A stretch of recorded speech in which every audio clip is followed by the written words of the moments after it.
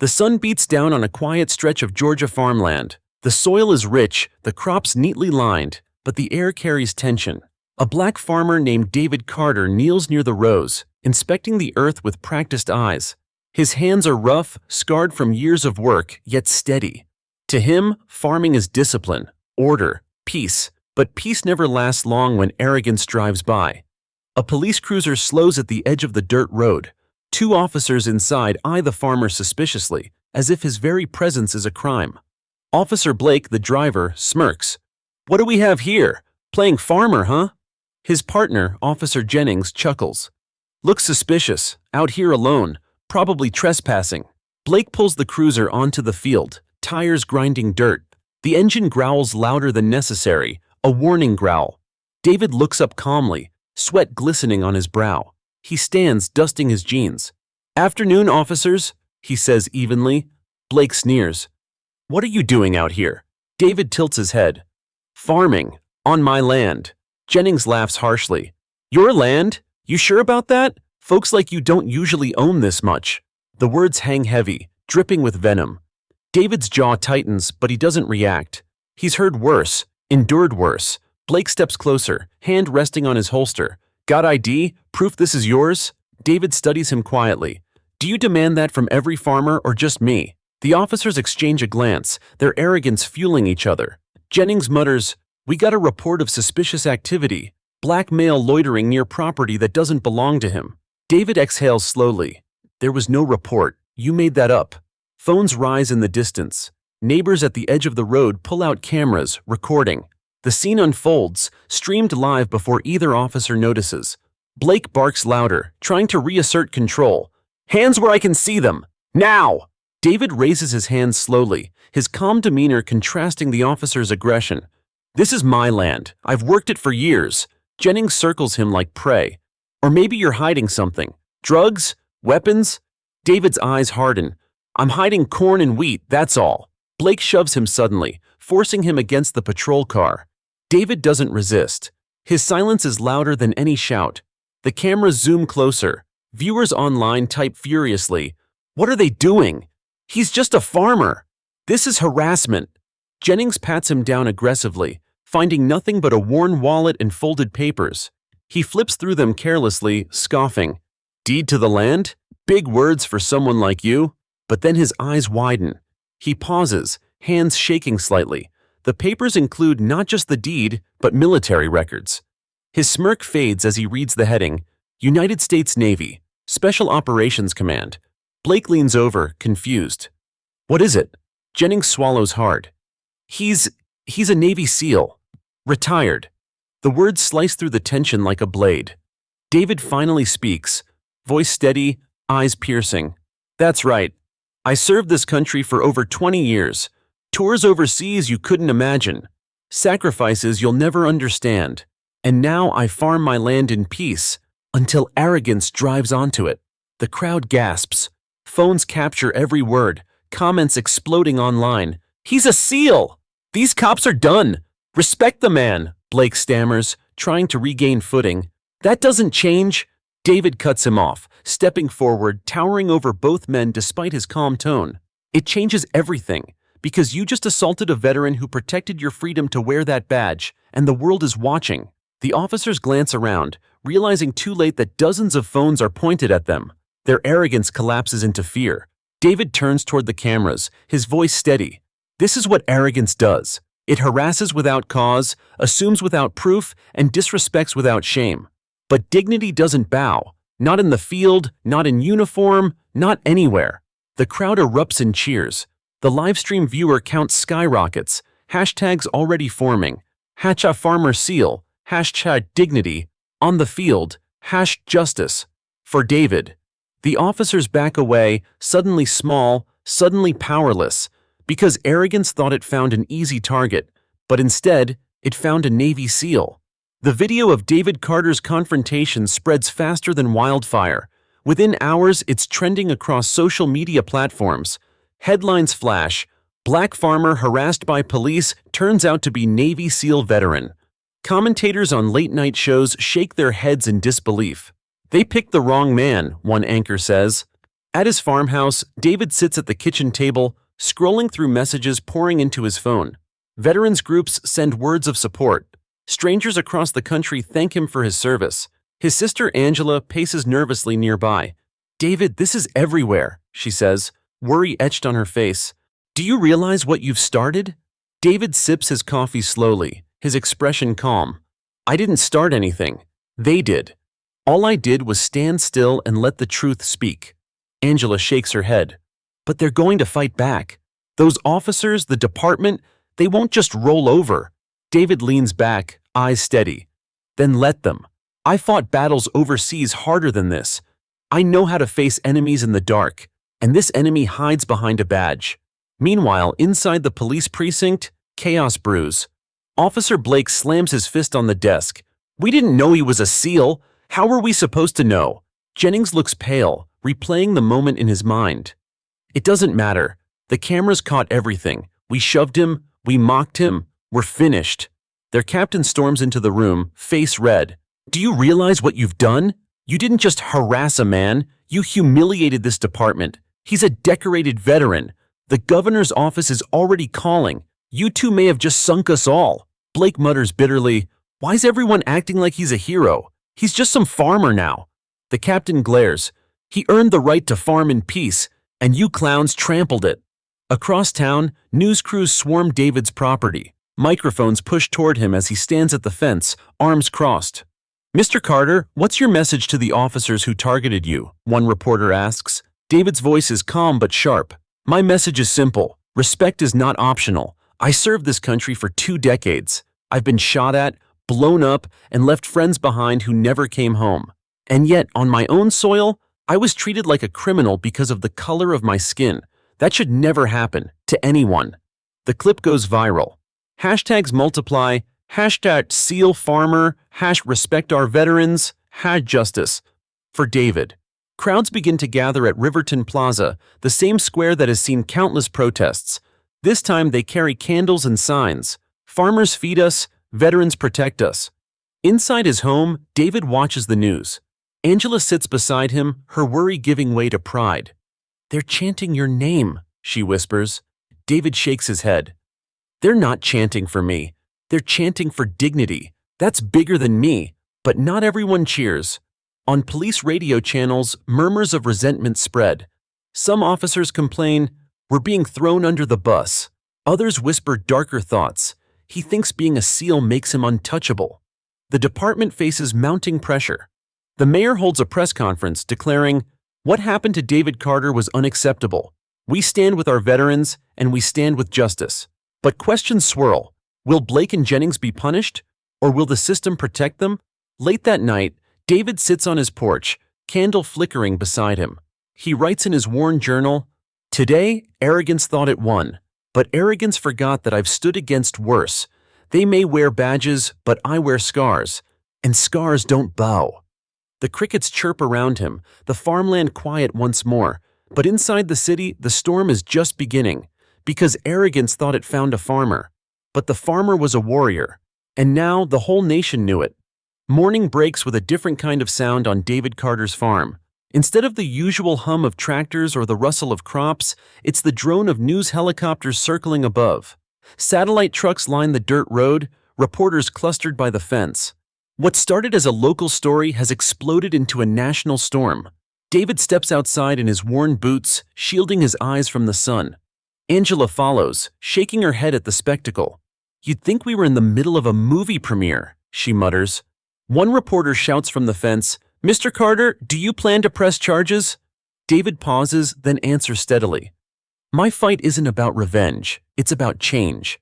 I want accountability not just for me, but for every person treated unfairly." The crowd scribbles notes, cameras flashing.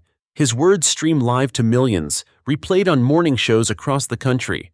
Anchors call him the farmer who stood taller than arrogance. Meanwhile, in the city, the fallout deepens. Officer Blake storms into the precinct break room, furious at the coverage. "They're making him a saint!" he spits. Jennings sits quietly, his face pale. "Because compared to us, he is," Jennings mutters. The captain enters, holding a stack of papers. "Effective immediately, both of you are suspended. Internal Affairs is on this now, And if you think the governor's office won't be breathing down our necks, think again. Blake slams his fist on the table. We didn't know he was a SEAL. The captain snaps back. You shouldn't need to know a man's resume to treat him with dignity. Word of the suspension spreads quickly. Crowds outside City Hall cheer, chanting, "Justice for David." Yet others demand more, holding signs, "Fire them all," and "Dignity, not excuses." Back at the farm, David's phone buzzes nonstop. Messages pour in from former comrades, Navy brothers who served beside him in hostile lands. One reads, "Saw the video, brother. You stood calm like always. We've got your back." Another, "They forgot who they pushed. Never forget. We don't leave our own." Angela leans over his shoulder, reading, "You have an army behind you." David shakes his head softly. "I don't need an army. I just need truth to stand." Still, the support grows. Veterans groups announce plans for a rally at Riverton Plaza. National media outlets schedule interviews. David agrees reluctantly to one, an evening special on a major network. Sitting in his modest kitchen, he faces the camera. "I didn't want this attention," he admits. "All I wanted was to tend my fields. But arrogance drove up my road and the world saw it. If my scars and service mean anything, it's this. No one should be treated as less on their own land." The interviewer nods gravely. "And what do you hope comes of this?" David's gaze sharpens. Accountability, transparency, dignity. The segment airs that night, drawing millions of viewers. Online, hashtags trend, #StandWithDavid, #Dignity on the field. Strangers share stories of harassment. Veterans post photos of themselves with candles lit in solidarity. But not everyone celebrates. In dim bars and private chats, resentment festers. Some whisper that David is making cops look weak. Others spew venom, calling him a troublemaker in uniform. A few mutter darker threats. The FBI takes notice.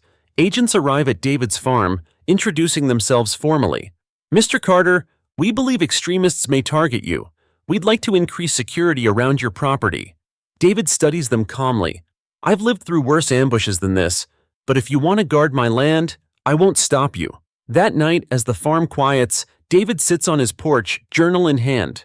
He writes, "Today, arrogance stumbled, but arrogance doesn't sleep, it waits. So must dignity remain awake." Angela watches him, concern softening into admiration. "You never asked for this fight, David." He looks at her, eyes steady.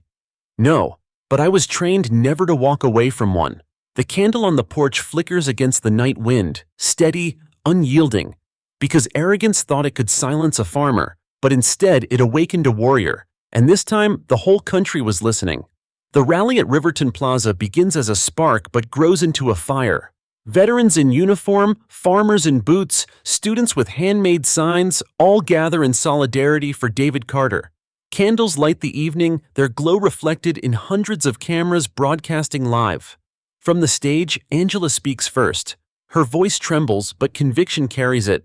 "My brother wanted nothing more than peace on his land. Instead, arrogance came to his door. But look around you, he doesn't stand alone." The crowd erupts, chanting, "Not alone, not alone." When David finally steps forward, silence falls. He wears simple clothes, jeans, boots, a faded navy ball cap, but his presence is magnetic. He looks over the sea of faces, then raises his hand. "I didn't ask for this stage," he begins, voice steady. "I asked only to work my land. But when arrogance tried to strip me of dignity, it forgot one thing. I never left my oath behind. A SEAL's duty doesn't end with retirement. It ends when dignity ends, and dignity isn't ending here." The crowd roars. Veterans salute, farmers raise candles, students chant. The live stream count climbs into the millions. #spike, #SealFarmer, #StandForDignity. Meanwhile, inside City Hall, the mayor and police chief watch nervously. The chief mutters, "He's bigger than us now. Every word he speaks cuts deeper than our press conferences." The mayor sighs. "Then maybe it's time we stop trying to outtalk him and start listening." At the precinct, Blake watches the coverage on his phone, seething. They're worshiping him. Jennings sits quietly, guilt etched on his face. Because he earned it, we didn't. The internal affairs investigation accelerates under public pressure. Reports leak that Blake and Jennings falsified claims about a suspicious activity call. The public demands accountability. Back on the farm, David receives calls nonstop. Advocacy groups want him to speak. Networks want more interviews. Politicians want his endorsement. He turns most of them down. "I'm not here for politics," he tells Angela. "I'm here for dignity." But the weight bears down. Late one night, he sits on the porch, candle flickering beside him. Marcus, an old Navy comrade, calls. "Saw the rally, brother. You haven't lost your edge, but you need to be careful. You're not just David anymore. You're a symbol, and symbols draw fire." David exhales. "I know, but I can't turn back now. Too many are watching." Marcus's tone sharpens. "Then let us stand with you. You carried us overseas. Let us carry you now." The next week, dozens of veterans arrive at the farm. They stand guard quietly, not with weapons, but with presence, brothers and sisters in arms. The message is clear. David is not alone. The site spreads online, images of veterans in uniform standing watch over a farm. Commentators call it the shield of dignity, but shadows gather elsewhere. In online forums, extremists fume. He's humiliating law enforcement. He's turning vets against cops. One message stands out. Next rally, big stage, end it. The FBI intercepts the chatter and rushes to warn David. Agents meet him in his barn, the smell of hay thick in the air. "Mr. Carter, they're planning something for the next rally. We need to increase protection." David looks at them calmly. "Then protect the people. Don't worry about me. I've walked into ambushes before. This one won't scare me." Angela overhears, fear flashing in her eyes. "David, this isn't war. This is your home." He meets her gaze softly. "It was war the moment arrogance thought it could own my dignity." Friday arrives. Riverton Plaza overflows, bigger than ever. Veterans form a silent ring around the crowd, candles glowing in their hands. Families chant, students sing, cameras stream live. David steps to the stage once more. His voice booms across the plaza. "They think threats will silence us, but every threat only proves they fear us, and fear never wins. Dignity wins." The plaza erupts in thunderous cheers, but in the shadows of the crowd figures move. FBI agents tighten formation, scanning for danger. The stage is set for a clash yet unseen, because arrogance thought it could scatter dignity with fear. But fear only gathered more candles, and now the night burned brighter than ever. The rally at Riverton Plaza surges with energy, but beneath the chants and candlelight, a storm brews. FBI agents weave through the crowd, earpieces buzzing. Veterans stand shoulder to shoulder with families, forming a human shield around the plaza. Everyone feels the tension, though few know its cause. David Carter senses it too. Years of Navy SEAL training sharpened his instincts, and those instincts whisper now, danger is close. From the stage, he scans the sea of faces, searching for patterns, for eyes that don't belong. Angela notices his stillness. She leans toward him. "David, what's wrong?" He doesn't answer immediately. Finally, he murmurs, "Something's off. Too many shadows in the light." Moments later, commotion stirs near the edge of the plaza. A smoke canister clatters to the ground, hissing. Panic ripples instantly. Families scream, children cry, people push to escape. "Phase 1, an FBI agent shouts into his radio. Veterans rush into action, guiding families away, covering children with their bodies. Agents push toward the smoke, tackling two masked men trying to force their way forward. From the stage, David raises his hand, his voice cutting through the chaos. "Do not run, do not bow. This is fear's trick, but fear clears and dignity remains." His words echo, steadying the crowd. People stop fleeing. Candles, momentarily dropped, are lifted again. The plaza holds its ground. Agents drag the masked men away, cuffed and shouting. One spits, "This isn't over." Cameras capture everything, the live stream count skyrocketing. Viewers flood comments, "He didn't flinch." The SEAL farmer stood tall. David steps forward, raising his candle high. "They want to scatter us, but look around. We are still here. We are still standing, and no smoke can choke dignity." The plaza erupts with cheers, louder than the chaos. Hashtags explode online. #dignity remains, #smoke clears, #stand with David. But behind the celebration, the FBI confirms grim news. Agents gather around Brooks, the field commander. "This wasn't random," one says. "This was coordinated, and this was just the beginning." Back at the farm later that night, David sits on the porch, the glow of his candle steady against the dark. Angela paces, shaken. "That could have been so much worse. You could have been—" David interrupts softly. "But I wasn't, and neither were they." Because fear didn't win.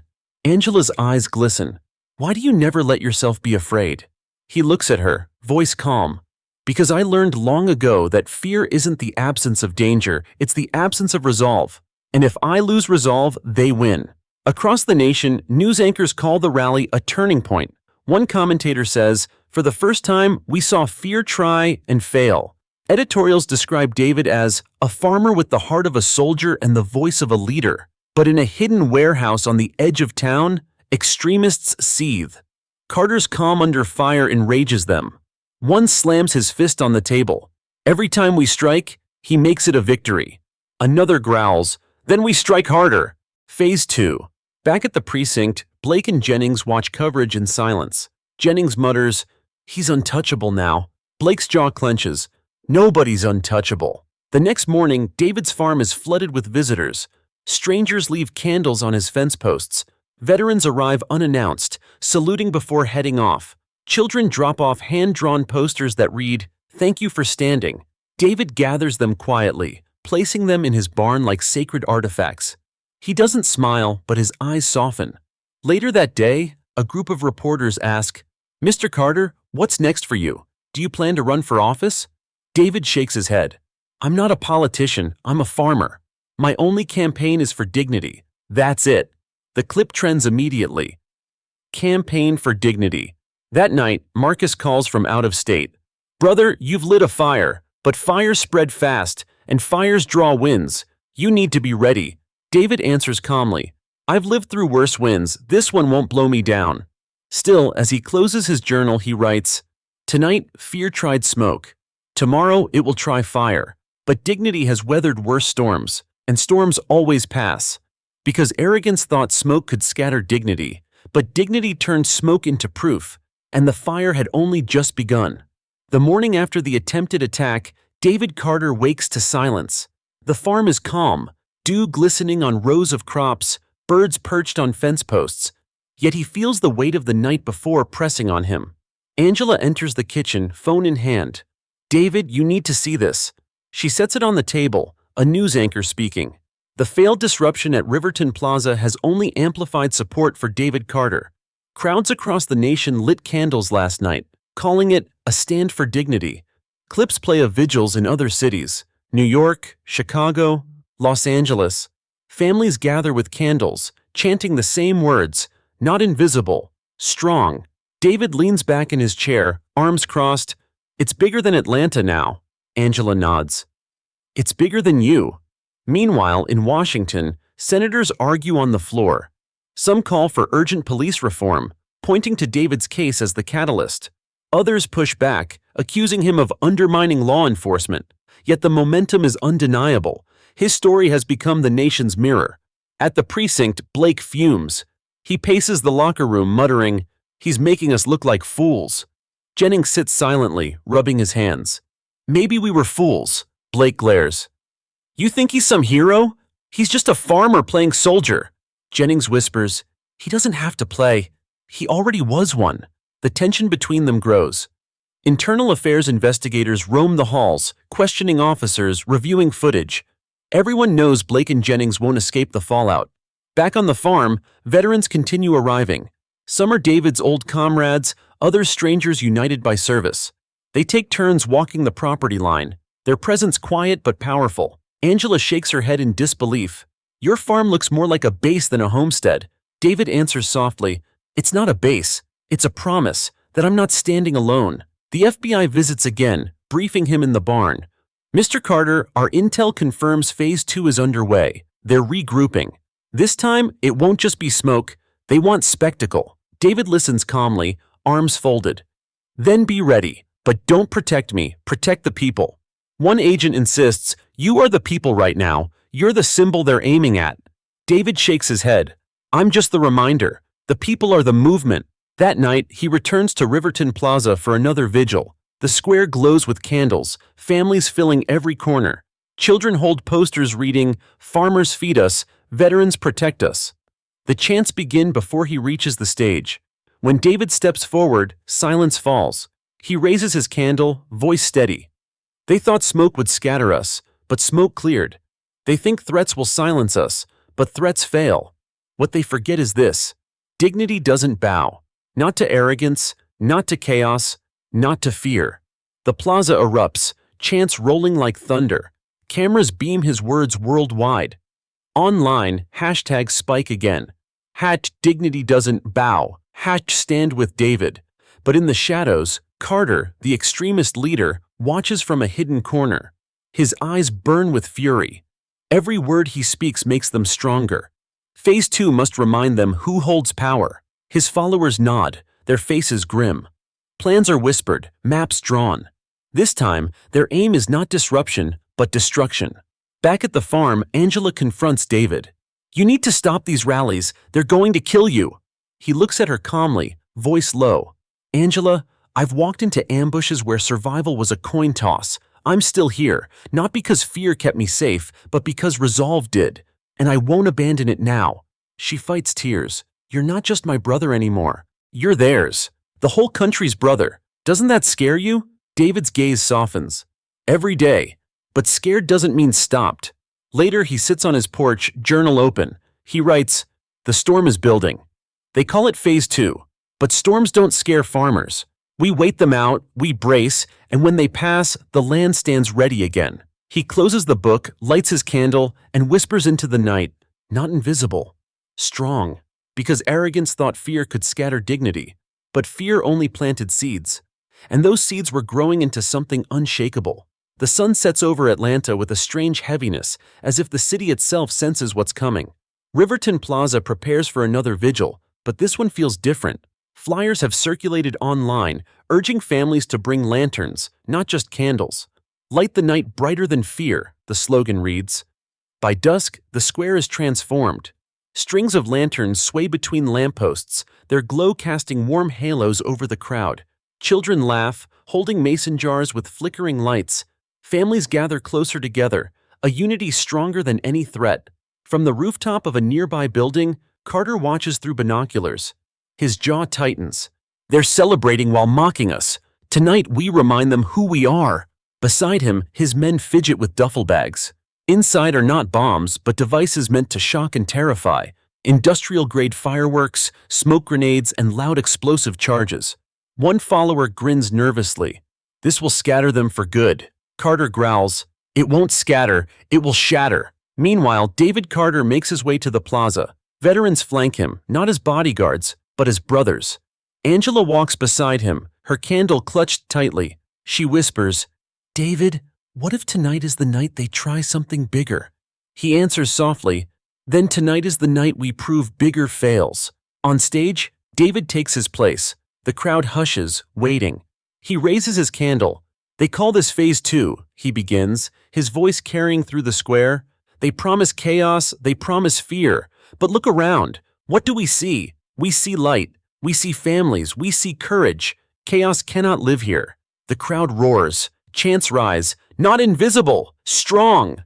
The livestream count soars into the millions. Then it begins. A thunderous boom rattles the plaza. Fireworks streak into the sky, exploding in violent flashes. Smoke grenades roll from alleys, spewing thick clouds. Screams echo as families duck, children cry. The square trembles with fear. "Phase 2!" Carter shouts from the rooftop, grinning. "Let them scatter!" But on the ground, something unexpected happens. Veterans form lines, guiding families calmly out of smoke. FBI agents rush in, neutralizing devices before they detonate fully.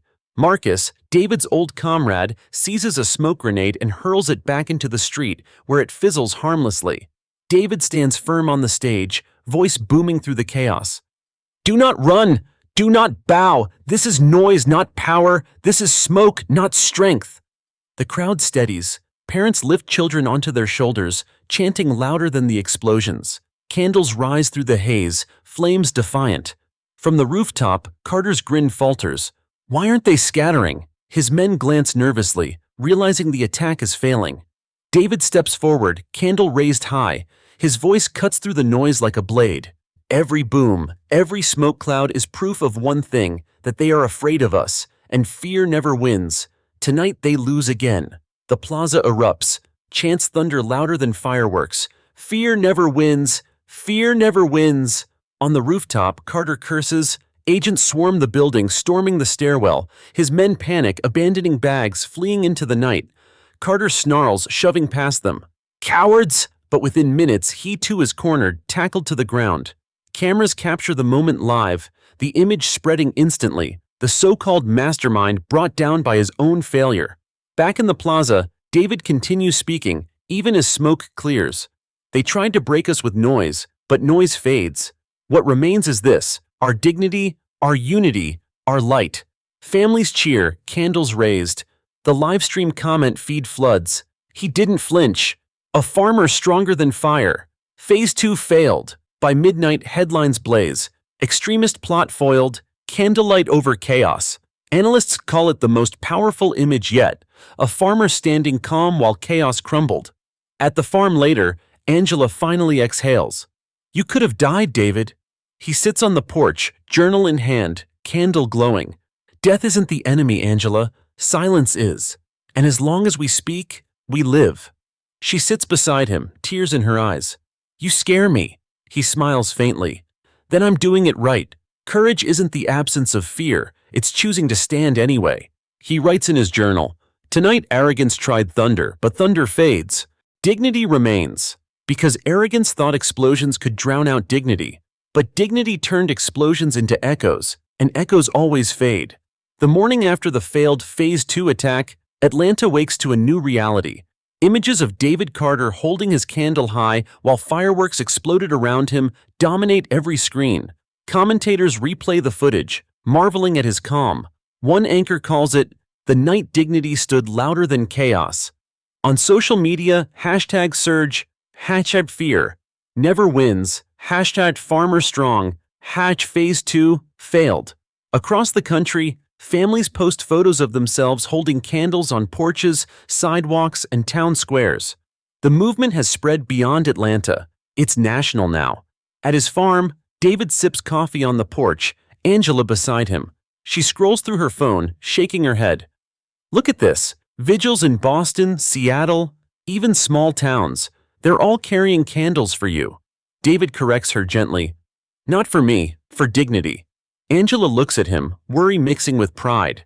But you've become the face of it. Doesn't that scare you? He pauses, staring at the horizon. Every day. But being afraid doesn't mean we stop.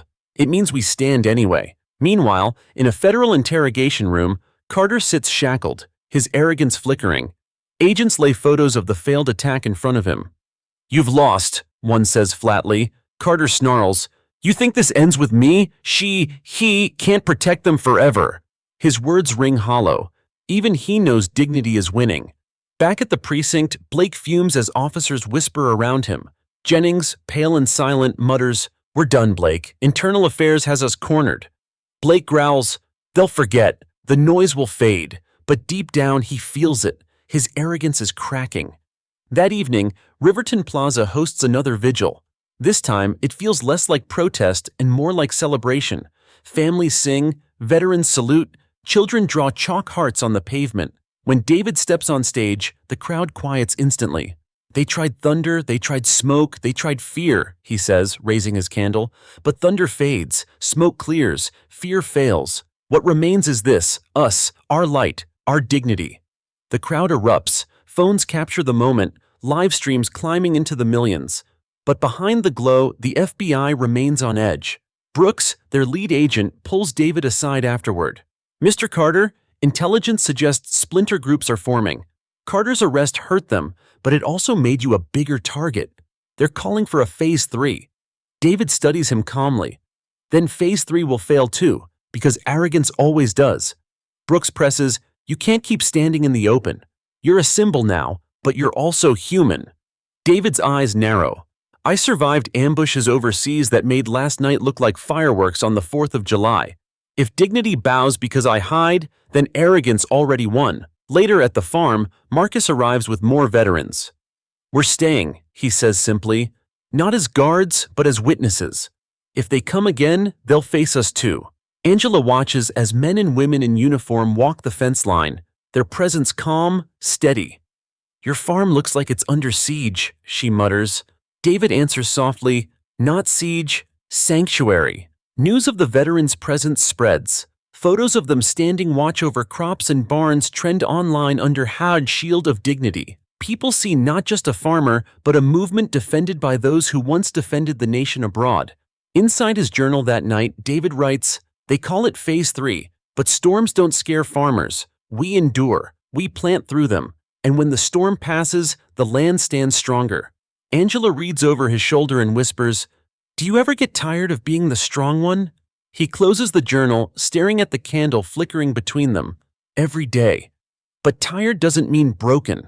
Across the country, city after city prepares for vigils.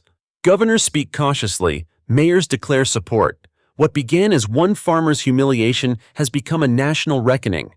But in dark corners, resentment festers. Splinter groups whisper online, Phase 3, bigger, deadlier.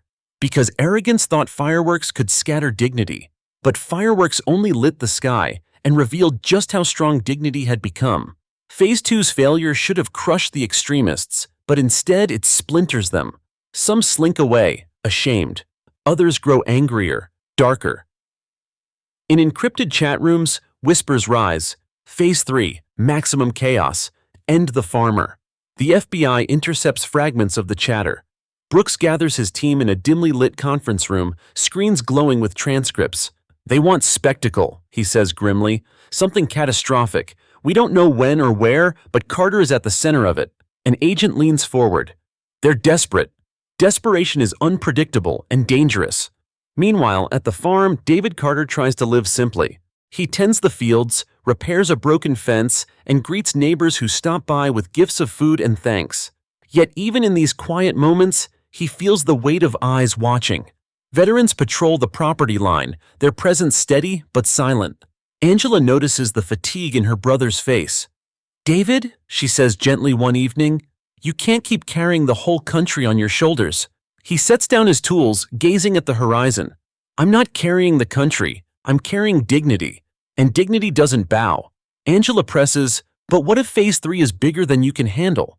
He looks at her calmly. "Then dignity will outlive me. That's the point." News of his words spreads after a local journalist captures the exchange. The clip goes viral, captioned, #Dignity outlives. Families across the nation repeat it at vigils, chanting the phrase under candlelight, but the threat looms. FBI agents arrive at the farm with a warning. "Mr. Carter, intelligence suggests explosives. We need to fortify this place." David shakes his head. "Fortify the people, not me. My farm isn't the movement, they are." Still, Angela insists, and cameras, reinforced doors, and sensors are installed. Veterans continue their quiet watch. The farm becomes both a sanctuary and a fortress. Meanwhile, Riverton Plaza prepares for another vigil. This time, anticipation hangs heavy. Flyers online call it the Great Gathering. Families from across the country plan to attend. Caravans of cars heading toward Atlanta. By Friday, hotels are full, highways clogged. The plaza itself transforms. Lanterns strung across trees, choirs rehearsing, candles stacked in crates. Reporters set up cameras early, broadcasting to millions before the first words are spoken. That evening, as David approaches the stage, Angela grips his arm. "Promise me you'll be careful." He nods, voice steady. "Careful isn't courage, but I'll stand." The crowd hushes as he takes the microphone. Tens of thousands fill the square, their candles glowing like stars. Livestream numbers climb into the millions. "They call this Phase 3, David begins, his voice calm but firm. "They promise chaos. But look around, do you see chaos here?" "No!" the crowd roars. "Do you see fear here?" "Never!" "Then tonight we prove again that arrogance loses, because dignity always rises." The cheers are deafening. Families lift candles, chants echo into the night. Then, a sudden boom rattles the square. A parked van erupts in flames at the edge of the plaza, smoke billowing. Panic ripples instantly. Screams pierce the air, children cry. FBI agents shout into radios. "Phase 3 initiated!" Veterans rush to shield families, guiding them towards safety. The fire spreads, heat licking the sky. On stage, Brooks yells, "David down, get to cover!" But David doesn't move. He grips his candle tighter, raising it high. His voice cuts through the chaos. "Do not run, do not bow. This is fear's fire, but fire dies. Our light does not." The crowd steadies, astonishing even the agents. Families stop fleeing, turning back to hold their candles aloft. The square glows defiantly through the smoke. Firefighters rush in, extinguishing the blaze before it spreads. FBI agents swarm the perimeter, arresting masked figures attempting to flee. One shouts, "You can't stop us!" but his voice is drowned by chants of, "Fear never wins." From the stage, David lifts his candle again. They tried fire, but fire fades. Dignity burns longer. Tonight, we prove it again. The plaza erupts in cheers louder than the explosion itself. Cameras capture the moment, live streams exploding with viewers. By midnight, headlines scream, "Phase 3 foiled, candle over fire." Analysts call it the defining moment of the movement, a farmer standing unbroken while chaos crumbled.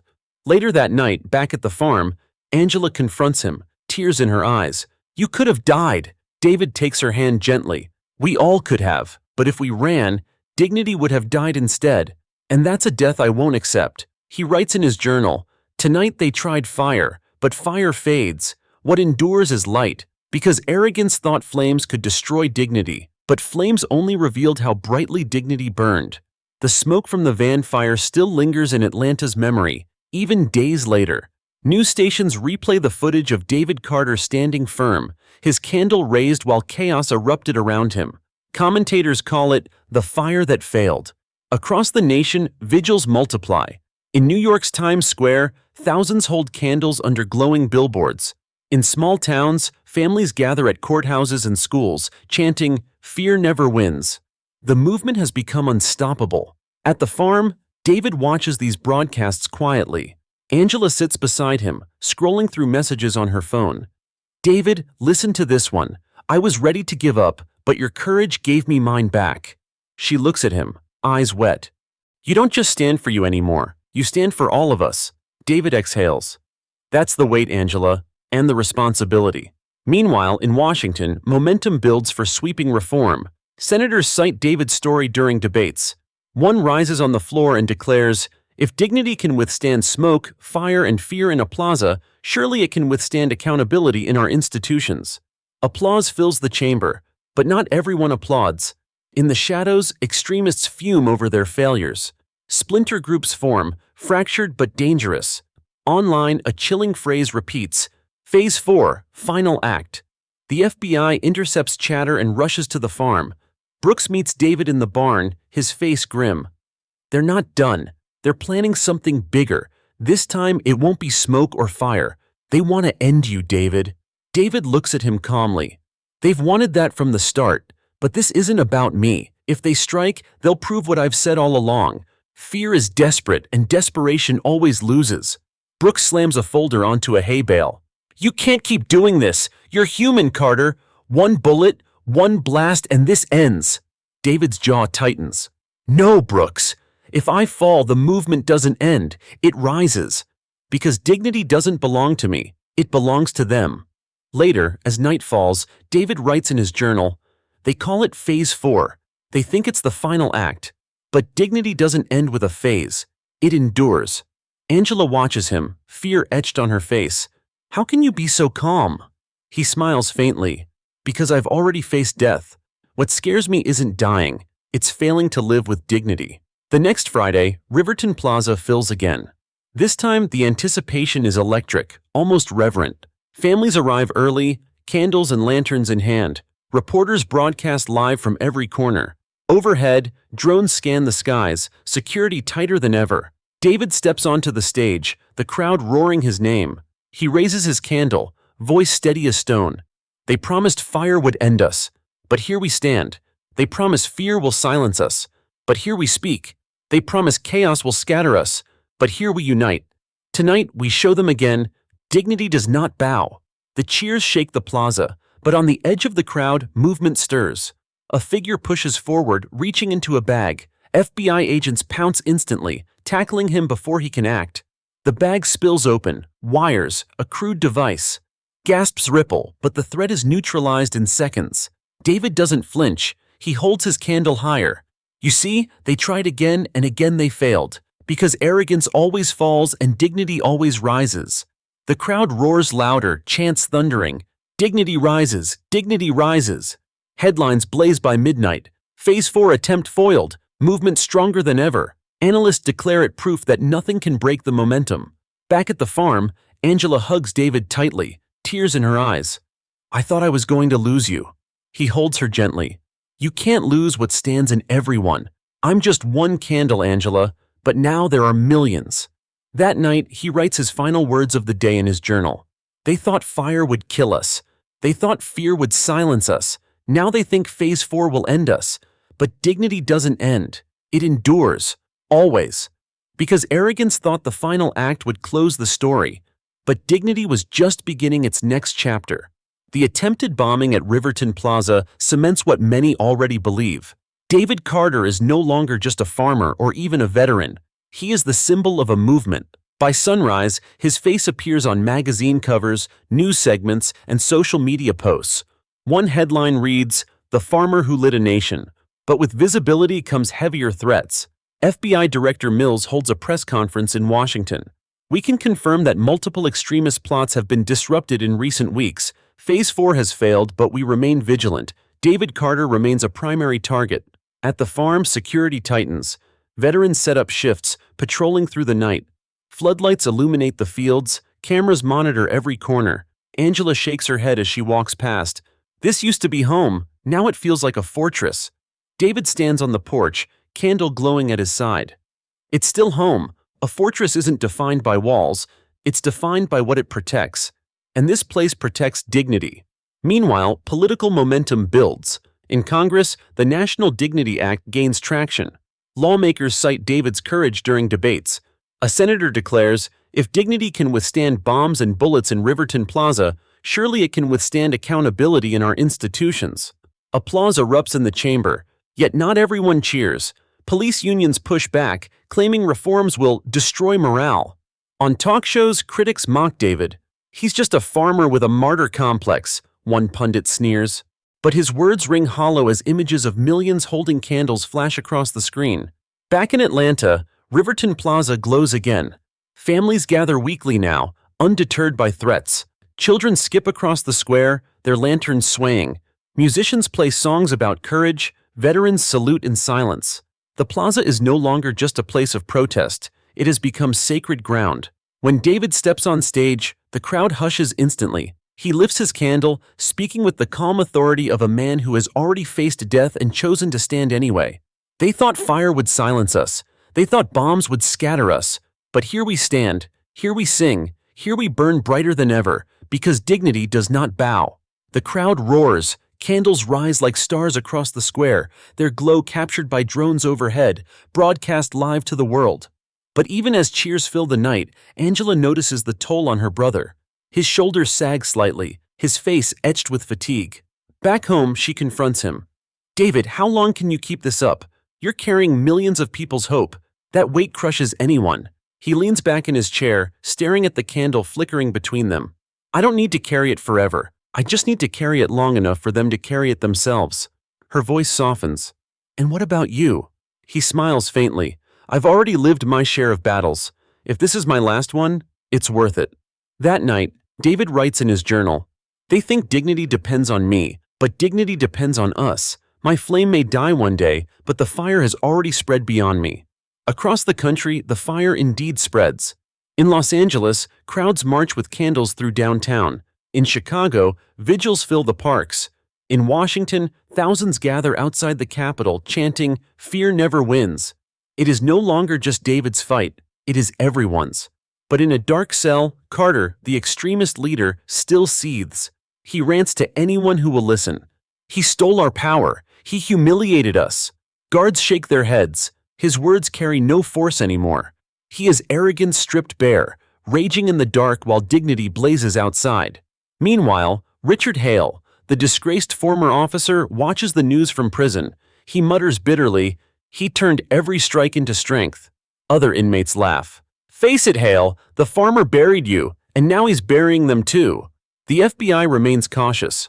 Brooks briefs David at the farm. "We've dismantled most of their networks, but there are always stragglers. You're still a target." David answers calmly, "Then let them aim. Every time they do, they prove who they are, and who we are." Angela shakes her head in disbelief. "You never let yourself rest." David gazes out over the fields, where candles left by strangers glow along the fence posts. Rest isn't for now. Rest is for when the fire no longer needs me, because arrogance thought one farmer could be broken. But that farmer became a symbol. And symbols don't die, they ignite. The passage of time does little to dim the flame David Carter has lit. Each week, Riverton Plaza fills again, not just with Atlantans, but with families traveling from across the country. People arrive by bus, car, and train, eager to stand where dignity refused to bow. News anchors call it the pilgrimage of light. One evening, as David walks to the stage, Angela whispers, "Do you realize what this has become? People don't just come to see you, they come to feel hope again." David nods quietly. "Then let them feel it. Hope belongs to them." The crowd hushes as he raises his candle. They promised chaos. They promised fear. But look around. What did they create? A nation united, millions standing with light in their hands. That is the legacy of arrogance. It loses, and dignity wins. Cheers thunder, candles rise, chants shake the plaza. The livestream count climbs into the tens of millions. But behind the celebration, lawmakers in Washington grapple with the National Dignity Act. Hearings stretch late into the night. Police unions lobby fiercely against it, claiming it will handcuff officers. Civil rights leaders push harder, declaring, "Without dignity, there is no justice." In one televised hearing, a senator holds up David's photo. This man stood in front of fire, bombs, and fear. If he can stand with dignity, so can our institutions. The clip goes viral instantly. At the farm, David watches quietly. Marcus, his old Navy brother, leans against the porch railing. "They're using your name as law now," he says with a chuckle. David shrugs. "It's not my name. It's the principle. Names fade. Principles don't." Angela shakes her head. "Maybe so, but you're still the one carrying it." Tension rises again when FBI intelligence uncovers more chatter, remnants of extremist groups still plotting. Brooks visits the farm, urgency in his voice. They call it Phase 5. No details yet, but they're desperate. Desperation is dangerous. David answers calmly, "They've been desperate from the beginning. That's why they keep failing." Brooks slams his fist on the table. "Don't treat this lightly. One slip, one blind spot, and they'll finally get what they want." David's jaw tightens. "If I fall, Brooks, dignity doesn't fall with me. That's what they'll never understand." The words spread after Angela overhears and posts them online. "If I fall, dignity doesn't fall with me." Hashtags trend, "Had dignity doesn't fall." Families repeat it at vigils, turning it into a chant. Meanwhile, at the precinct, morale fractures. Some officers openly support David, proud of the reforms he inspired. Others seethe, echoing Blake's bitterness. "He's making us look weak." Internal Affairs concludes its investigation, recommending Blake and Jennings be terminated. Public pressure makes it unavoidable. Their careers end in disgrace. Jennings quietly leaves town, ashamed. Blake rages in private, ranting to anyone who will listen. But his words carry no weight. In the public eye, arrogance is finished. One night, Angela finds David on the porch, writing in his journal. She reads over his shoulder. "Tonight I saw fear again in the eyes of those who want me gone. But fear has no roots. Light does. And roots outlast storms." She places a hand on his shoulder. "You've turned pain into poetry." He smiles faintly. "No. Pain turned itself into truth. I just gave it a pen." The following Friday, Riverton Plaza reaches its peak. Tens of thousands crowd the square, lanterns glowing like stars. News outlets declare it the largest vigil in American history. David steps forward, candle raised. His voice is steady, but Angela notices the fatigue behind his eyes. "They said we would burn out, but look around. Does this look like a flame dying?" "No!" the crowd roars. "They said fear would win, but has fear won? Never." "Then tonight we prove again what arrogance never learns, that dignity doesn't bow, doesn't break, doesn't end." The cheers are deafening, reverberating through the city streets, but even as celebration fills the air, Brooks stands at the edge of the crowd, scanning the horizon. His earpiece buzzes. A voice mutters, "Chatter confirmed, Phase 5, they're close." Brooks stiffens, whispering under his breath, "Not tonight, not here." Because arrogance wasn't gone, it was waiting, and its final attempt was still to come. Phase 5. The words weigh heavy in every FBI briefing, though no one knows its full shape. The intercepted chatter is vague, snippets about the last strike, the big stage, the end of the farmer. Brooks knows what that means. David Carter is still the target. At the farm, the air feels different. Floodlights cut through the night, veterans patrol with sharper eyes, and Angela double-checks every lock on the doors. Yet David sits calmly on the porch, candle burning beside him. "David," Angela says softly, "I don't understand how you're so calm. They're talking about ending you." He doesn't look up from his journal. "Angela, they've been trying to end me from the start. Smoke, fire, bombs, and yet here we are. If dignity can survive all that, it can survive Phase 5 too." Angela shakes her head. "But what if this time they succeed?" David sets the journal down, meeting her gaze. "Then dignity will outlive me. That's what scares them the most." His words spread the next day after Angela reluctantly posts them online. By evening, the phrase trends nationwide. #dignity outlives me. Families adopt it as a chant at vigils. Children write it in chalk on sidewalks, veterans paint it on banners. The movement grows louder, harder to silence. Meanwhile, in Washington, the National Dignity Act inches closer to a vote. Lawmakers cite David again and again, his image displayed during hearings. Civil rights leaders call him the conscience of a movement. Police unions fight back, warning of disaster for law enforcement.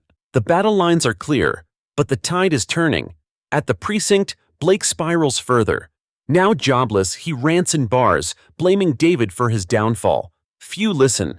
Most shake their heads, muttering, "He did that to himself." Jennings, ashamed and quiet, disappears from the public eye entirely. Their arrogance, once loud, is now a whisper. Back at the farm, Marcus and other veterans gather around David. "Brother," Marcus says firmly, "we've stood beside you in war zones. We'll stand beside you here. Whatever Phase 5 is, it won't touch you." David smiles faintly. "You've already done more than enough. But if you choose to stand, let's make sure we stand for the right thing. Not for me, but for the people." The next Friday, Riverton Plaza prepares for the largest vigil yet. Flyers call it the Night of a Million Candles. Buses roll in from other states, highways clogged with supporters. Reporters declare it a national pilgrimage. Brooks briefs his agents hours before. "We expect Phase 5 tonight. Eyes open, comms clear, no mistakes. They'll try something big, maybe catastrophic. We stop it here." As night falls, the plaza glows like never before. Lanterns stretch across rooftops, candles flicker in every hand. Choirs sing, families chant, veterans stand watch. Overhead, drones buzz, their cameras capturing the spectacle for millions watching at home. David steps onto the stage. The crowd hushes instantly. He lifts his candle, his voice steady. "They call this Phase 5, their final act. They promise to end us. But look around. Does this look like the end?" "No!" the crowd roars. "Does this look like fear winning?" "Never!" "Then tonight we prove again what arrogance never learns. Dignity does not bow, not in smoke, not in fire, not in fear, not in bombs. Dignity stands. Always." The cheers shake the plaza, but then, movement at the edge. A truck speeds toward the crowd, headlights blazing. Gasps ripple, screams pierce the night. Brooks shouts, "Phase 5! Evacuate!" Veterans surge forward, forming a barrier. Agents fire at the tires, the truck skids, screeching to a halt yards from the plaza. Masked men leap out, brandishing crude weapons. Chaos erupts, but the crowd doesn't scatter. Families clutch candles tighter, chanting louder, "Fear never wins! Fear never wins!" David stands tall on the stage, raising his candle. "You see, even when they bring their worst, they fail, because fear has no power here. Dignity already won." Agents tackle the attackers, veterans subdue others, the truck secured. Cameras capture everything, broadcasting it live. By midnight, headlines blaze. Phase 5 fails, a million candles stand strong. Analysts declare it the death of the extremist movement. Civil rights leaders call it the night dignity buried fear. Back at the farm, Angela clings to David, tears streaming. "I thought this was it. I thought you were gone." He holds her gently. "You can't kill light with shadows, Angela, and you can't kill dignity with fear." That night in his journal, he writes, "They called it their final act, but final acts don't belong to arrogance. They belong to justice. They belong to dignity, always. Because arrogance thought Phase 5 would end the flame. But instead, it lit a million more. The failed truck attack rattles Atlanta, but it also cements the movement's strength. News anchors call it, "The night fear drove straight into a wall of dignity." Images of veterans locking arms in front of the crowd go viral. One photo of a little girl holding her candle while smoke swirls behind her becomes the defining image of the night. At dawn, Riverton Plaza is littered with wax and lantern glass, but the spirit remains intact. Volunteers arrive to clean, children drawing chalk words on the pavement. Fear never wins. At the farm, David Carter sits on the porch, staring at the headlines scrolling across Angela's phone. She reads aloud, "Phase 5 fails. Candlelight over chaos. The farmer who outshone fear." She lowers the phone, her voice trembling. "David, do you realize what you've become?" He shakes his head. "Not what I've become. What we've become. One man doesn't stop fear. A nation does." Still, the weight of survival lingers. Marcus joins him on the porch, his tone grave. "Brother, we've been through firefights overseas that were less chaotic than last night. You're standing in a war zone, but without armor." David exhales slowly. Armor isn't always steel. Sometimes it's conviction. Meanwhile, in Washington, the National Dignity Act moves closer to a final vote. Lawmakers point to the failed attack as proof of urgency. "If extremists see dignity as a threat," one senator says, "then it's exactly what we need." Civil rights leaders cheer, police unions push back harder, but momentum is undeniable. At the precinct, bitterness festers. Some officers embrace the reforms, proud of their improved dignity index scores. Others mutter resentment, echoing Blake's old bitterness. "He's making us look weak," one says. But their voices are drowned by chants outside. Dignity always rises. The FBI briefs David again at the farm. Brooks lays out photos of the captured attackers. "They're done," Brooks insists. Phase 5 was their last card. They've lost the capability for anything bigger. David studies the photos quietly. Arrogance never stops thrashing until it's dead. Don't underestimate its desperation. Brooks sighs. "Then what do you suggest?" David looks toward the fields, candle flickering on the porch railing. "We don't wait for arrogance to die. We build dignity so strong it doesn't matter if arrogance lives or not. That's the only shield." Later that week, Riverton Plaza glows again. Families pour in, not shaken, but emboldened. Choirs sing louder, veterans stand taller, children laugh freer. For many, it feels less like a protest and more like a holiday. David steps onto the stage. The crowd quiets, thousands of candles flickering. He raises his own and begins. "They promised us an ending. But look around, does this look like an ending?" "No!" the crowd roars. "This looks like a beginning. A beginning written not in smoke or fire, but in light. They wanted fear. We gave them courage. They wanted silence. We gave them song. They wanted chaos. We gave them unity. That is dignity's victory." The cheers shake the square. Hashtag surge again. Hashtag dignity. Victory. Hatch fear never wins. Angela watches from the sidelines, her heart swelling with pride but aching with fear. Later that night, she confronts David at home.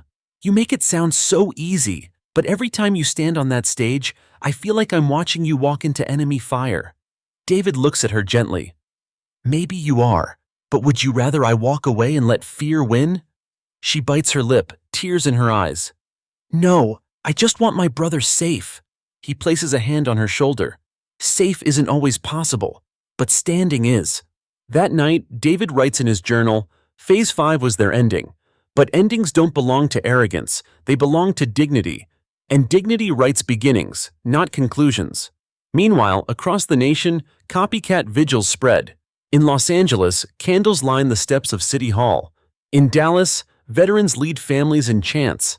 In New York, Times Square glows with thousands of lights. America has adopted David's fight as its own, but not all is celebration. In shadowy corners, whispers persist. A few extremists cling to their hatred, vowing revenge, yet their voices sound smaller, weaker, drowned out by millions chanting in unity. Because arrogance thought a truck and fire could shatter dignity, but dignity turned it into proof that no weapon is stronger than light. The aftermath of Phase 5 leaves Atlanta in a strange calm. The extremists' boldest attack has failed, yet the air carries a fragile weight.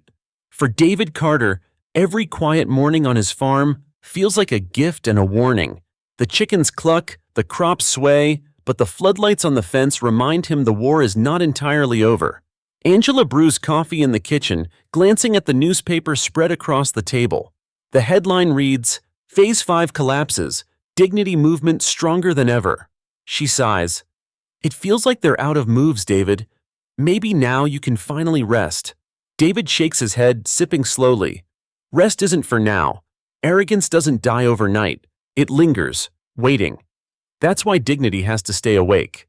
Later that day, Brooks arrives with FBI agents. His tone is calmer than in weeks. "We've dismantled most of their networks.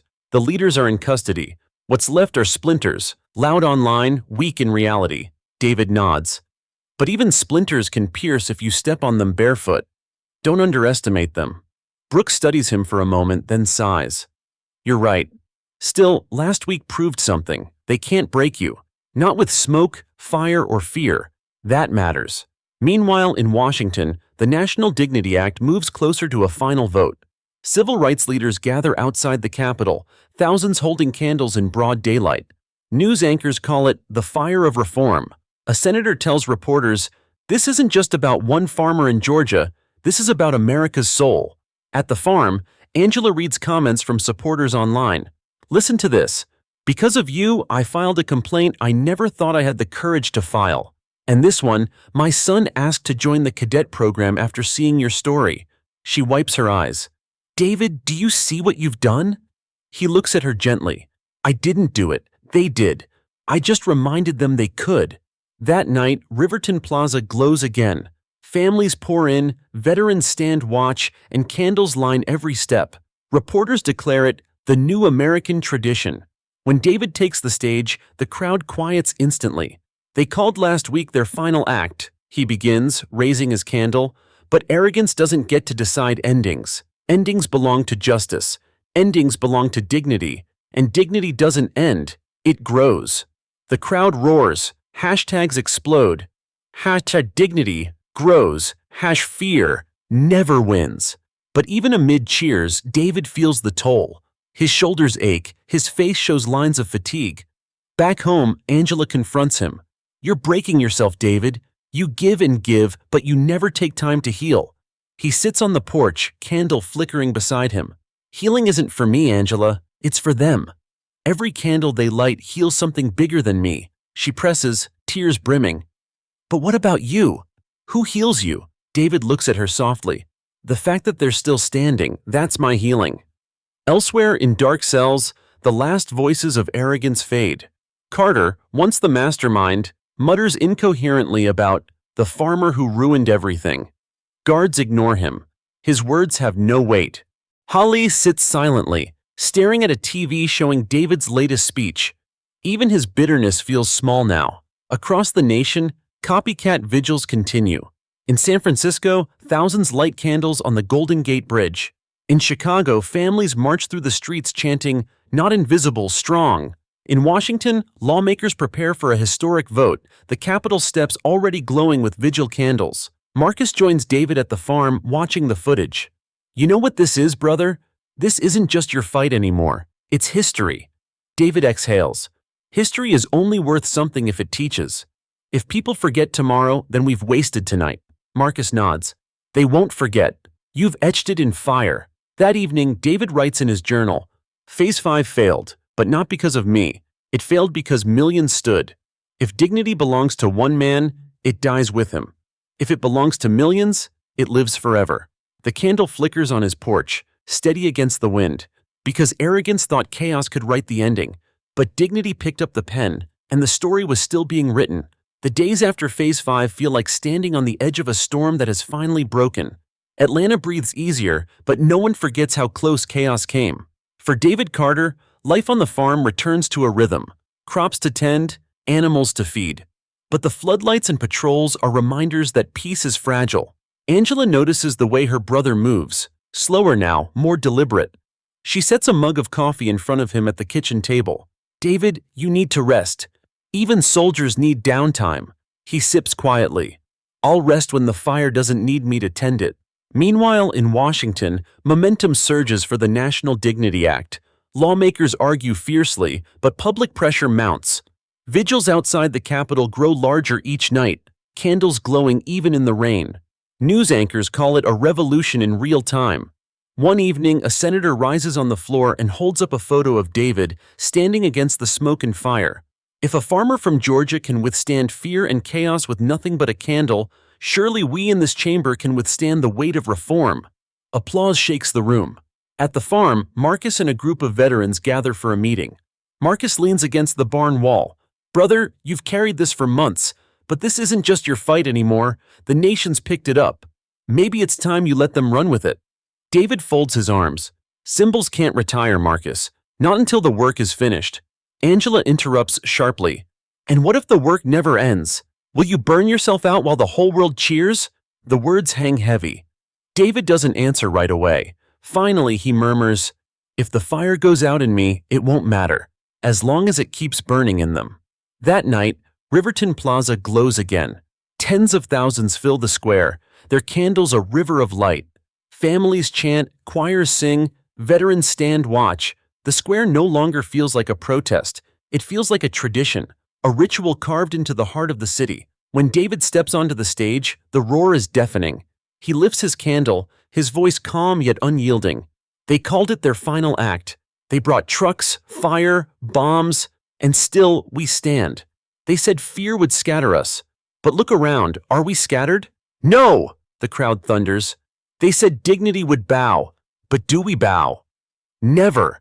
Then tonight, we prove again what arrogance refuses to learn. Dignity does not die. It multiplies. The chants shake the plaza. Hashtag surge online. #dignity. Multiplies, #fear never wins. But even amid celebration, Brooks stays wary. He corners David backstage. "We've cut off their networks, but stragglers remain. You're still a target," David answers firmly. "Then let them keep aiming. The more they try, the more they prove our point." Brooks shakes his head. "One day, their point might land." David's eyes narrow. "Then dignity will rise from the ground where I fall. That's the lesson they'll never erase."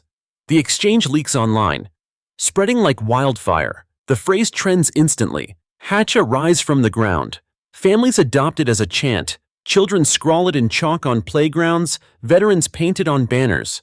The movement grows stronger, more defiant. At the precinct, remaining officers whisper about the shift. One rookie says quietly, "I joined because of Carter. He reminded me what wearing a badge should mean." The words ripple, hope replacing bitterness in halls once filled with resentment. Back at the farm, Angela watches her brother write in his journal.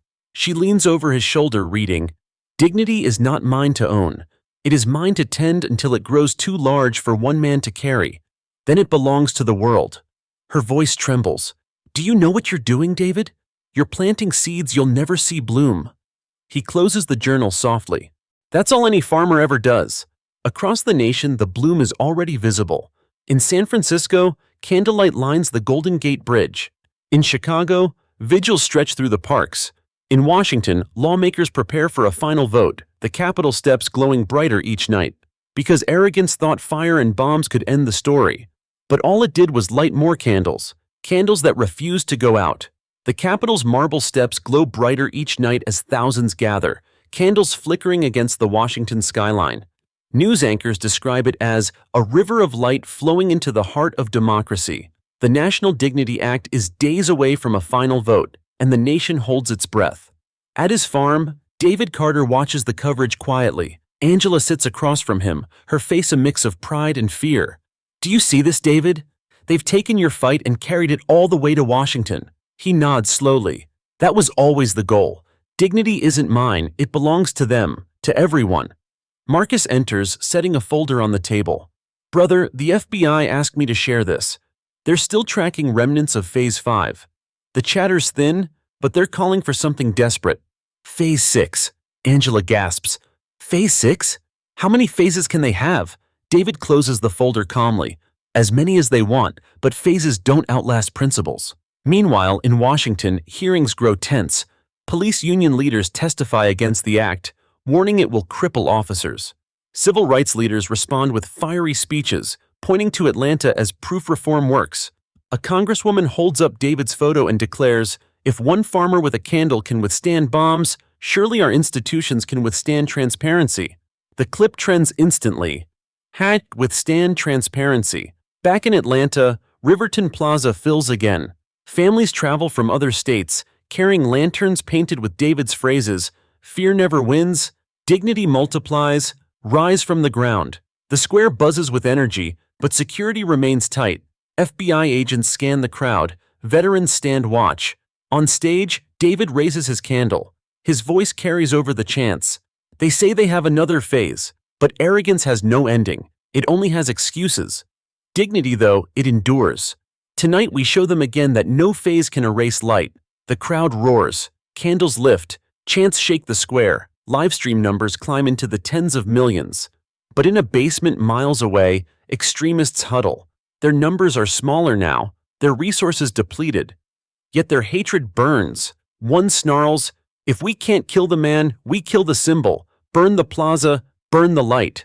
Another mutters, "Phase 6, final flame." The FBI intercepts fragments of this plan.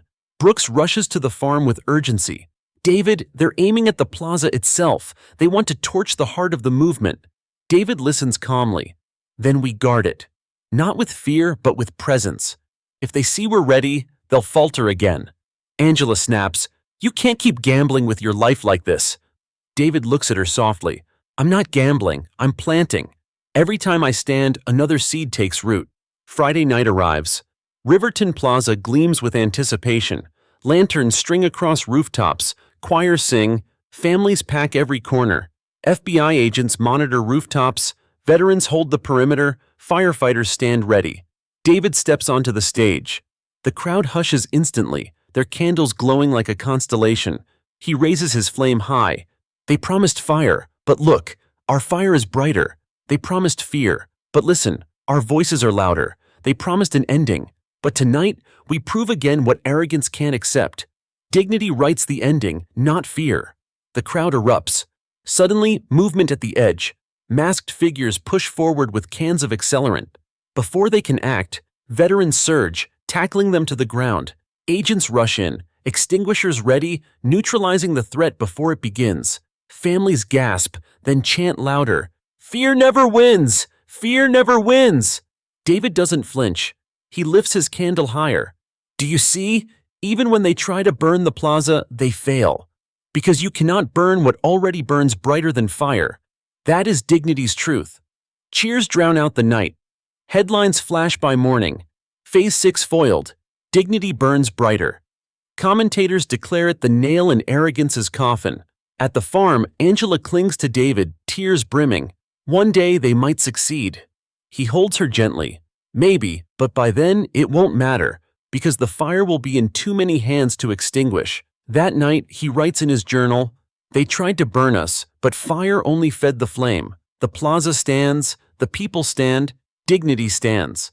Because arrogance thought fire could destroy the symbol, but the symbol was already a movement, and movements cannot be burned. The failed attempt to torch Riverton Plaza only strengthens the movement. News anchors call it, "The night fire fueled the flame." Across the country, cities light their own plazas in solidarity. New York's Times Square glows with tens of thousands of candles. In Chicago, the skyline flickers with lanterns hung from rooftops. Washington's Capitol steps become a sea of light. At the farm, Angela watches the coverage, shaking her head in disbelief. "David, it's everywhere. They've turned your words into a national language. Look, kids are chanting 'Fear never wins' on playgrounds." David sits quietly, journal open on his lap. That's the point. If children grow up chanting dignity instead of fear, then we've already won. Marcus enters, dropping into a chair. "Brother, I've fought in wars across oceans. Never thought I'd see this kind of fight at home. But what you've built, it's stronger than any unit I've served with." David looks at him gently. "I didn't build it. We did. All of us. Every candle, every voice. I'm just the reminder." Meanwhile, in Washington, the National Dignity Act reaches the Senate floor. The chamber buzzes with tension. Opponents argue it will cripple policing. Supporters counter with images of Riverton Plaza, of veterans shielding families, of David holding his candle against fire and fear. One senator rises and declares, If America can stand with a farmer against bombs, it can stand with dignity and law. Applause ripples through the chamber. Back in Atlanta, preparations for the next vigil intensify. Flyers call it the Vigil of a Nation. Families from as far as California plan to attend. Hotels fill, highways clog. Reporters predict it will be the largest gathering yet. Brooks briefs David in the barn. We expect hundreds of thousands this time, maybe more. Security will be tight, but we can't rule out another attempt. We're calling this their Phase 7. Angela gasps. Another phase? When does it end? David answers calmly. When they run out of fear to sell. And fear is running out. Friday arrives. Riverton Plaza is unrecognizable. Lanterns string across buildings. Choirs rehearse. Families flood every street. Overhead, helicopters and drones circle. Reporters call it the largest candlelight vigil in American history. As David steps onto the stage, the roar is deafening. He lifts his candle, his voice steady as stone. They promised us endings again and again. But look around. Do you see an ending here? No, the crowd roars. This is not an ending. This is a beginning. Every candle you hold is proof. Every chant you sing is proof. They wanted fear to win, but what do we say? Fear never wins, the crowd thunders, shaking the plaza. Suddenly, movement near the front. Masked men push through, shouting, throwing smoke bombs. Chaos ripples. Children cry. For a split second, fear claws at the edges, but veterans surge forward, neutralizing the attackers with swift precision. FBI agents drag them out as the smoke clears. Families clutch candles tighter, chants rising louder than the disruption. David doesn't move. He raises his candle higher. Do you see? They tried again. And again they failed. Because fear has no power here. Dignity already won. The plaza erupts. Candles lift. Chants roar. Dignity won. Dignity won. By morning, headlines scream, Phase 7 crushed. Nation of Candles stands tall. Commentators declare the extremists finished, their attempts pathetic compared to the strength of the movement. Back at the farm, Angela hugs her brother tightly. Every week, I think I've seen the worst, and every week you prove me wrong. But one day, David, you might not walk away. He strokes her hair gently. If that day comes, remember this. It was never about me. It was about what we lit together. And that will outlive both of us.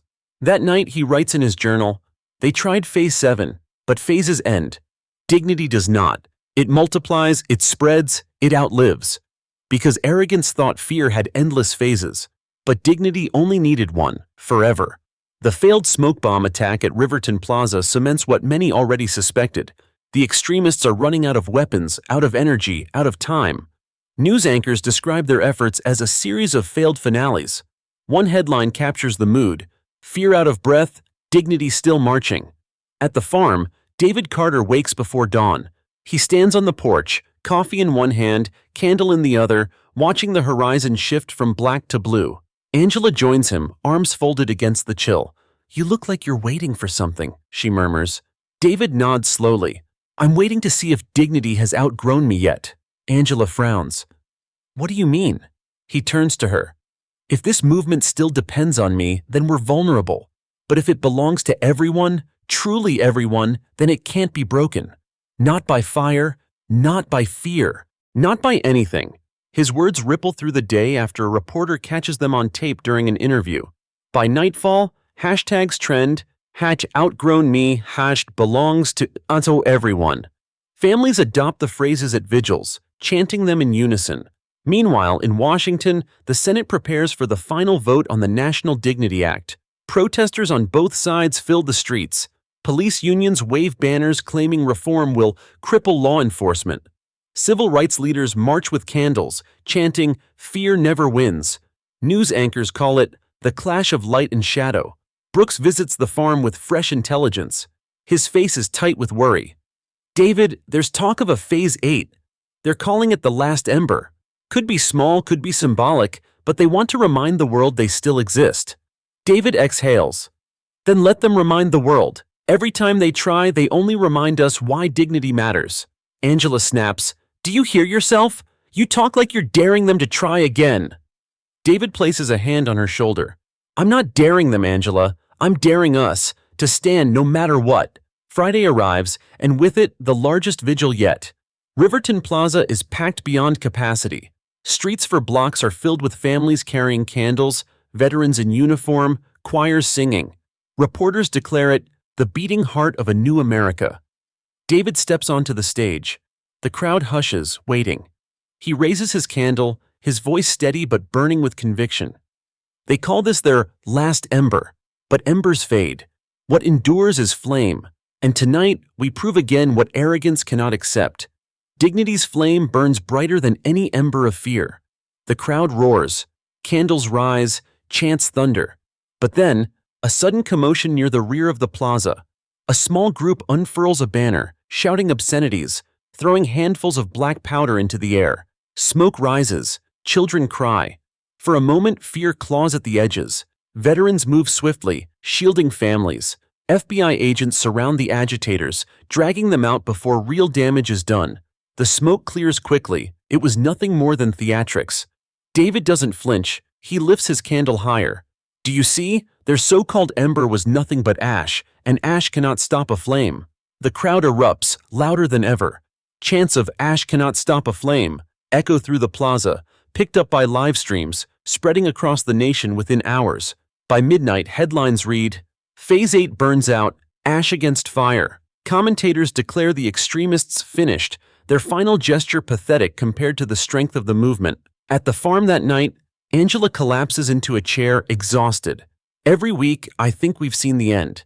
And every week, they come back weaker, but I don't know how much more I can take. David sits beside her, placing his journal on the table. That's the truth, Angela. Fear always comes back weaker, because fear eats itself. But dignity feeds itself. That's why we're still here. She looks at him, tears brimming. And what about you? How much more can you take? He opens his journal and writes slowly. They tried to burn, to bomb, to scatter, to silence. But dignity multiplied. Their ember turned to ash, and ash cannot stop a flame, because arrogance thought it could reignite with embers. But dignity already burned like a wildfire, and wildfires cannot be stopped. The morning after Phase 8, Atlanta feels different. The city is quiet, not with fear but with peace. News anchors speak with certainty. The ember has burned out. The extremists are finished. Across the country, the movement continues, stronger than ever. Families still light candles on porches. Children still chant, "Fear never wins." Dignity has become a language America speaks fluently. At the farm, David Carter sits on the porch with Angela. The floodlights still glow on the fence, but the tension that once weighed down the air feels lighter. Angela sets down her mug. "David, maybe it's finally over. Maybe you can breathe now." He smiles faintly. "Fear always whispers, Angela, but for the first time it feels like dignity shouts louder." Marcus arrives with other veterans, their boots crunching on gravel. He grins. "Brother, I think we've stood watch long enough. The people don't need us guarding a farm anymore. They're guarding themselves." David nods. That was always the point. Meanwhile, in Washington, the Senate chamber fills for the final vote on the National Dignity Act. Crowds flood the Capitol steps, their candles glowing against the marble columns. Reporters call it the largest vigil in American history. Inside, senators debate fiercely, but the momentum is unstoppable. One senator rises, holding up a photo of David standing against smoke and fire. This is not just a farmer's story. This is America's story. And tonight, we decide whether to honor it. When the final tally is read, the chamber erupts. The act passes. Outside, cheers thunder as candles wave in triumph. The news spreads instantly. National Dignity Act becomes law. Families across the nation celebrate, their candles glowing brighter than ever. At the farm, Angela rushes out with the news. "It passed, David! It's law now!" David leans back, exhaling deeply. Then dignity isn't just a movement anymore, it's a promise. That evening, Riverton Plaza hosts one final vigil, not out of defiance, but out of celebration. Tens of thousands pack the square, their candles painting the night sky with light. Choirs sing, children laugh, veterans salute. It feels less like protest and more like a festival. When David steps onto the stage, the roar is deafening. He lifts his candle, his voice calm but full of fire. They tried smoke. They tried fire. They tried bombs, fear, and chaos. They gave us phases and finales. But tonight, look around. What remains? Dignity! The crowd roars. He smiles. Yes, dignity remains, because arrogance always thought it could end us. But endings don't belong to arrogance. Endings belong to justice. Endings belong to light. And tonight, dignity writes its own ending. Strong, unbroken, unbowed. The crowd erupts, chants echoing through the city. Unbroken, unbowed, unbroken, unbowed. For hours, candles glow, music plays, voices sing. The plaza feels eternal, as if the flame could never die. Later, back at the farm, David sits on the porch with Angela and Marcus. The fields stretch quiet and golden, fireflies blinking in the dusk. He opens his journal one last time, writing carefully. They tried to silence us, but we spoke louder. They tried to scatter us, but we stood together. They tried to burn us, but we burned brighter. Tonight, dignity won, not because of one man, but because of millions. And that is a victory no arrogance can erase. Angela leans against his shoulder. So, is it really over now? David smiles softly. Over? No. Dignity doesn't end. It lives on. In every candle, every chant, every step forward. My part is finished, but theirs is just beginning. He closes the journal, sets it beside the glowing candle on the porch, and whispers, "Fear never wins." The flame flickers steady against the night breeze. Because arrogance thought it could write the ending. But dignity wrote history instead.